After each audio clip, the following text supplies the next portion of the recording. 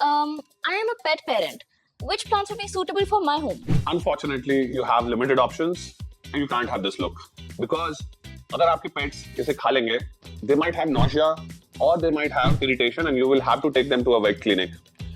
But there are some plants which coexist and आपके plants और आपके pets दोनों ही enjoy कर सकते हैं. Number 1, Calatheas.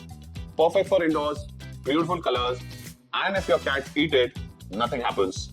Number 2 is Ferns.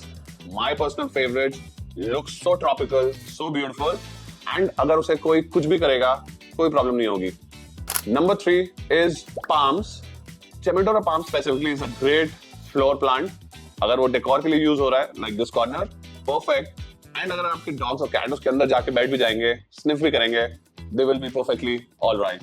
And the last is your spider plant. Spiders नहीं होते इसमें. इसका common name है. It's known as Chlorophytum. And your dogs and pets love them.